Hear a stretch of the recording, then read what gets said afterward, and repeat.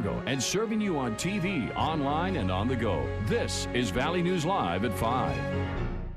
In the middle of everything going on, then the changes are going to happen. And then you have to worry about, okay, now you have to set up detours.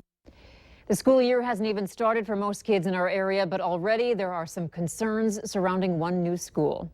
Good evening and thank you for joining us. Neighbors living near the new and remodeled Eagles Elementary say the increase in traffic is going to impact everybody who lives in that area.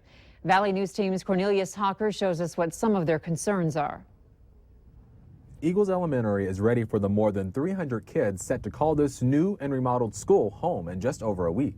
But people who live near the school say more kids means more parents, which might bring some traffic troubles to their mostly quiet streets. They pick up their kids, they rush them back to the house, and then they got to go back to work. I worry about the traffic on that intersection. This man, who lives on 35th Avenue South, says he understands the need for a new school, but thinks it could have been better planned when it came to handling the increase of traffic. I looked at the roads. There's people parked on the side of the road at 35th Avenue. Being right on the corner, there's no place to park if they would to have an event.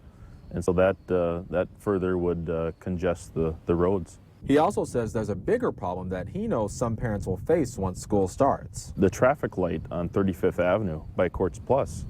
Right now, we don't even have a green arrow to turn left.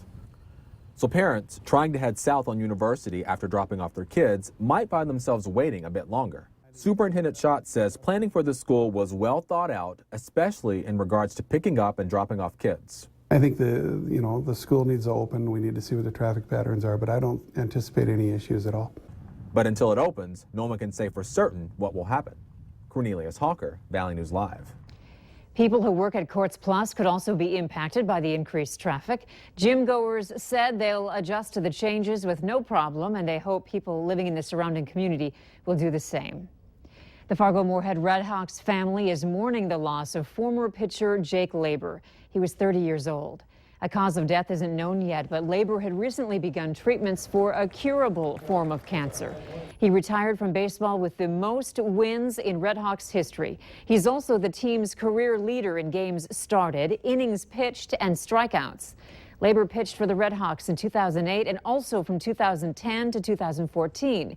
He was a star at Fargo North High School and for the Fargo Post II American Legion program before moving on to pitch for the NDSU Bison. A high-risk sex offender is now living in a neighborhood near the NDSU campus in North Fargo. Fargo police say Timothy Bullinger is living at 734 North College Street.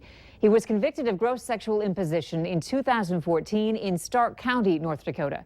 His victim was a 14-year-old acquaintance who became pregnant. 3 teenagers are hurt, one with serious injuries after a rollover near Northwood. The North Dakota Highway Patrol says Jamison Richter, Michaela Corum, and a 17-year-old from East Grand Forks were heading down Highway 15 west of Northwood. When the vehicle started to drift off the shoulder, the driver overcorrected and rolled the car. 2 of the teenagers had seat belts on, but one didn't, and she was thrown from the vehicle. All 3 were taken to Altru in Grand Forks by ambulance. The Highway Patrol reports says charges are pending against the driver. A pretty quiet day out there, but still nice and warm. Here's Hutch Johnson with a look at tonight's forecast. Hutch? Pleasant weather across the valley. We did see a fair amount of cloud cover over the FM area, but sunshine warming us to our high so far today of 77 degrees. Spotty showers through our eastern counties, mainly Beltrami and Lake of the Woods, as well as Otter Tail, seeing some just general thunder showers and showers. A stronger line of storms out to the west is progressing our way fairly slowly right now. So the early evening is looking pretty good. And again, you may see a thunder shower in the War Road area, Lake of the Woods area, and the Red Lakes area in the upcoming hour or so. Crystal clear skies with a chance of late night storms here in the FM area with a light wind and 70s for your evening. And in Fergus Falls, expect temperatures close to 70 degrees tonight with a light wind. I'll have hour by hour details on the storms tonight.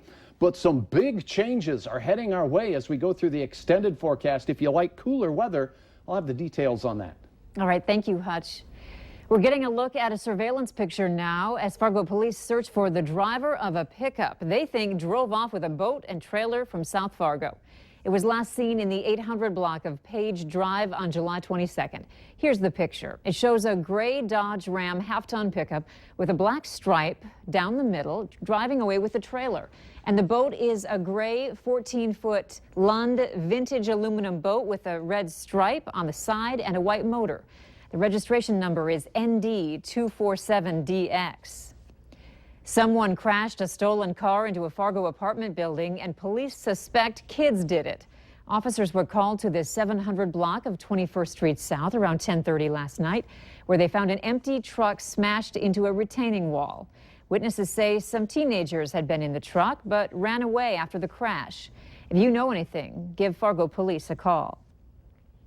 At least 7 people are dead in the flooding that's ravaging parts of Louisiana.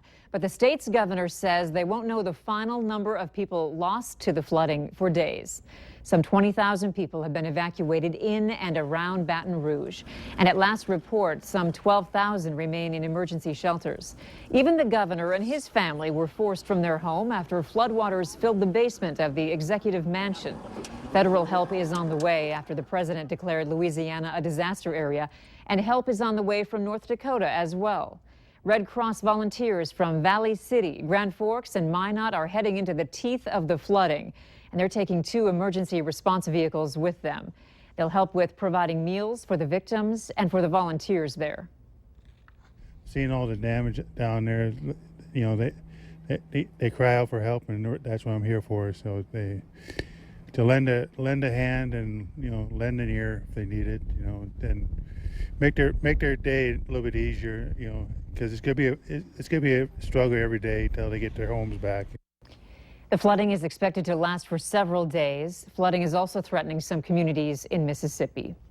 Milwaukee's mayor says a 10 p.m. curfew for teenagers will be strictly enforced following 2 nights of violent outbreaks in the city. Protesters have been gathering near the spot where Sylville Smith was shot and killed by a police officer Saturday. 14 people were arrested last night for disorderly conduct. Police say 3 squad cars were heavily damaged by protesters throwing bricks. A car and several dumpsters were also set on fire. 7 officers were injured by protesters throwing rocks.